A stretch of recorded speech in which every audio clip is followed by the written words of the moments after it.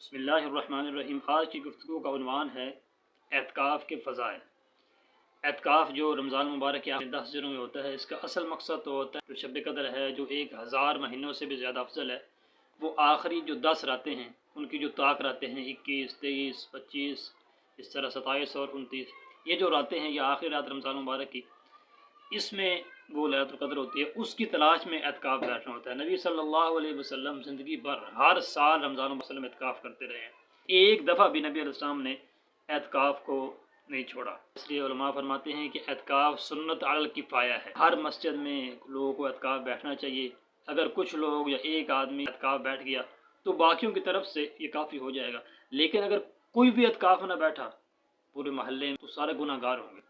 اس لیے ہر مسجد میں لوگوں کو اعتکاف بیٹھنا چاہیے ثواب کی نیت سے، اللہ کی رضا کے لیے۔ تو اس کے بڑا اجر و ثواب ہے۔ نبی صلی اللہ علیہ وسلم کے حدیث پاک کا فرمایا، جو صرف ایک دن یہ اعتکاف بیٹھتا ہے تو اس کے اور جہنم کے درمیان اللہ تعالیٰ 3 خندقوں کا فاصلہ فرما دیتے ہیں۔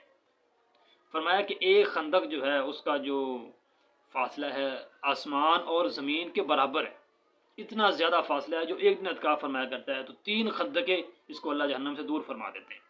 اور یہ بھی نبی صلی اللہ علیہ وسلم کے حدیث پاک فرمایا کہ جو آدمی رمضان مبارک کے آخری 10 دن اعتکاف کرتا ہے کہ اس کو اللہ تعالیٰ 2 حج اور 2 عمروں کا ثواب عطا فرماتے ہیں۔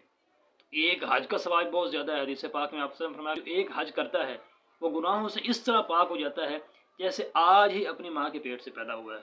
تو اعتکاف والا جو 2 حج اور 2 عمرے کا ثواب حاصل کر لیتا ہے تو یہ بھی گناہوں سے بالکل پاک ہو جاتا ہے۔ ایک اور حدیث میں آپ صلی اللہ علیہ وسلم نے ارشاد فرمایا کہ جس آدمی نے ایمان کی حالت میں ثواب کی نیت سے اعتکاف کیا اس کے پہلے سارے گناہ معاف ہو جاتے ہیں۔ جو بندہ اعتکاف بیٹھتا ہے تو ایک نماز یا فرض پڑھ لیتا ہے، دوسری نماز کا انتظار کرنا شروع کر دیتا ہے، دوسری نماز کا وقت کب ہوتا ہے، دوسری وہ پڑھ لیتا ہے، پھر اگلے والی نماز کا انتظار کرتا رہتا ہے۔ آپ صلی اللہ علیہ وسلم نے ارشاد فرمایا کہ جو آدمی نماز کے انتظار میں رہتا ہے اس کو نماز کا ثواب ملتا رہتا ہے۔ جو اعتکاف کرنے والا ہے اس کو تو مسلسل 10 دن نماز کا ثواب ملتا رہتا ہے۔